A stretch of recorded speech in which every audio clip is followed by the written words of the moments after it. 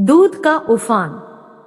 बुलशहर में रहते थे रमेश दत्त। उनके घर में बड़े बेटे की शादी थी। बहुत सारे मेहमान आए हुए थे। शादी के लिए 2 अतिरिक्त नौकर थोड़े समय के लिए रख लिए गए थे, पर फिर भी ज्यादा जिम्मेदारी घर के नौकर रामू की ही थी। वह बहुत दिनों से काम कर रहा था इस घर में। सारा दिन घर में रामू रामू की आवाज उठती रहती थी। रामू चाय, रामू पानी लाओ, रामू जल्दी से बाजार जाकर सब्जी लाओ, रामू कहाँ चला गया, इतनी देर से पुकार रहे हैं। रामू रामू रामू। वह सारा दिन जैसे चक्री की तरह इधर से उधर चक्कर लगाता रहता था। सुबह से लेकर आधी रात तक यही चलता रहता था। शादी धूमधाम से हुई।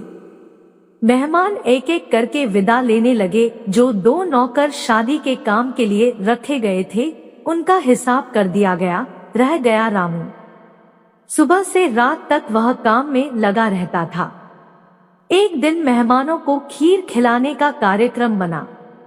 रामू ने एक बड़े भगोने में दूध उबलने के लिए गैस पर रख दिया और एक तरफ बैठ गया। उसने सोचा, चलो दूध के बहाने से ही सही, कुछ देर तो आराम कर सकेगा। कुछ देर बाद देखा गया कि रसोई घर की नाली से दूध बहकर बाहर आ रहा है। मालकिन ने रसोई घर में जाकर देखा, दूध उबल कर भगोने से बाहर गिरकर सब तरफ फैल रहा था और एक कोने में रामू मजे से सो रहा था। उसकी नाक से खर्राटों की आवाज आ रही थी। मालकिन यानी रमेश दत्त की पत्नी शांता तो गुस्से से आग हो गई। चिल्लाकर बोली, इतने सारे दूध का नुकसान कर दिया, अब मेहमानों के लिए खीर कैसे बनेगी?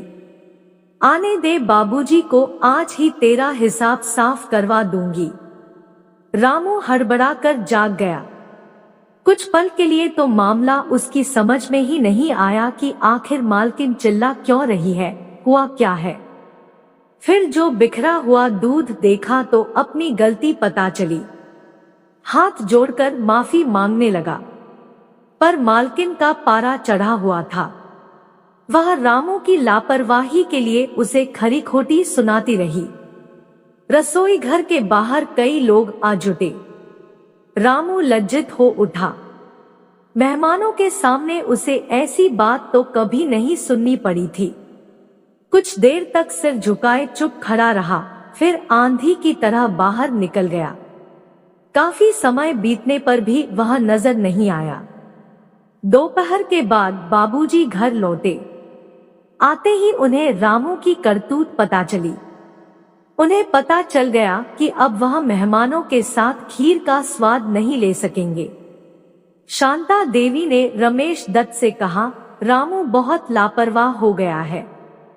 वह समझता है उसके बिना हमारा काम नहीं चलेगा, इसीलिए लापरवाही करने लगा है। आज इतने सारे दूध का नुकसान कर दिया। इससे पहले भी कई कीमती चीजें तोड़ चुका है। किसी दूसरे नौकर को रखना होगा। रमेश दत्त ने कहा, ठीक है, पर वह है कहाँ? उसे बुलाओ तो सही। उसकी बात सुनकर ही तो कोई फैसला करूंगा। शांता देवी ने क्रोध से कहा, वह क्या कहेगा? यही ना, माफ कर दीजिए, गलती हो गई। ऐसा तो वह न जाने कितनी बार कह चुका है। ऐसे लापरवाह नौकर को घर में रखना ठीक नहीं। सारा दिन रामू घर से गायब रहा। शाम को एक बच्चे ने खबर दी, रामू घर के सामने वाले पार्क में बैठा है, उसे बुला लाओ, मेरा नाम लोगे तो झट आ जाएगा। रमेश दत्त बोले। रामू तुरंत चला आया। उसे देखते ही पूरा घर आ जुटा। सब कहने लगे, कहाँ चला गया था इस तरह बिना कहे? यह तो अच्छी बात नहीं। एक तो दूध का नुकसान कर दिया, ऊपर से नाराजगी का नाटक कर रहा है ताकि बाबूजी कुछ न कहें। रामू सिर झुकाए खड़ा था। शांता देवी ने कहा, रामू, अब इस घर में तुमसे काम चलने वाला नहीं।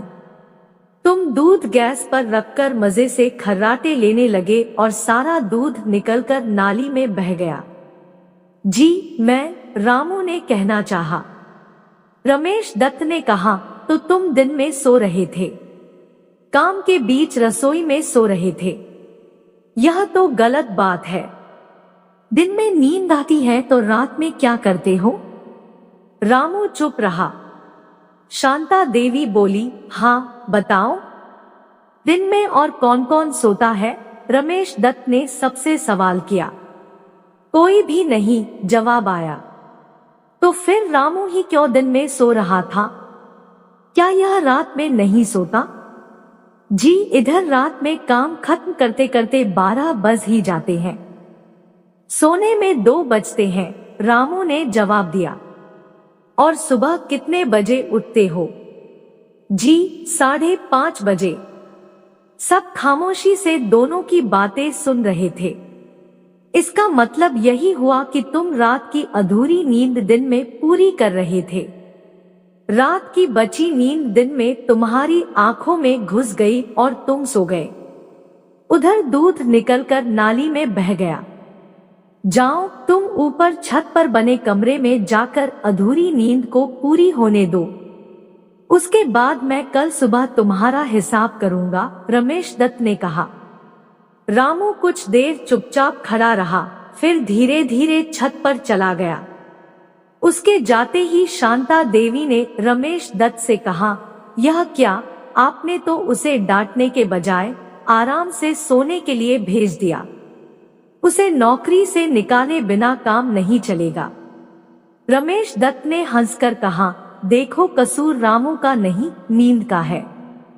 वह सुबह मुंह अंधेरे से जो काम में लगता है तो आधी रात के बाद ही उसे फुर्सत होती है। दूध गैस पर उबलने के लिए रखकर रामू जो बैठा तो बस नींद आ गई, क्योंकि कई रातों से नींद पूरी नहीं हुई थी। तो असली कसूर नींद का हुआ या रामू का? लेकिन शांता देवी ने कहना चाहा। लेकिन वेकिन कुछ नहीं। जब किसी इंसान की नींद रात में पूरी नहीं होगी तो वह दिन में सोएगा। रामू के साथ भी यही हुआ। वह काफी दिनों से सुबह जल्दी उठकर रात को देर से सोता है। क्या यह सच नहीं? हाँ, बात तो ठीक है, पर शादी के कारण काम ज्यादा था, इसीलिए ऐसा हुआ, शांता देवी ने कहा। यही तो मैं भी कह रहा हूँ, रात को पूरी नींद न सो पाने के कारण ही ऐसा हुआ। क्या इसे हम रामू का कसूर मान सकते हैं? रमेश दत्त ने पूछा। यह बात तो मैंने सोची ही नहीं थी, शांता देवी बोली। और तुमने उसे नौकरी से निकालने की बात कह दी। नौकर होने के साथ साथ वह मनुष्य भी तो है, और मैं घर का मालिक होने के साथ इंसान भी हूँ। इसीलिए मेरा फैसला है, दोष अधूरी नींद का है तो सजा रामू को नहीं मिलनी चाहिए, रमेश दत्त का उत्तर था। रामू ऊपर सोता रहा। रमेश दत्त ने सबसे कह दिया कि उसे कोई न जगाए। अगली सुबह रामू छत से नीचे आया तो उसके चेहरे पर ताजगी थी। रसोई घर में दूध से भरा भगोना गैस पर रखा था उबलने के लिए। शांता देवी ने कहा, रामू आज खीर बनेगी, जल्दी से आ जाओ। उन्होंने बीते कल की बात का कोई जिक्र नहीं किया।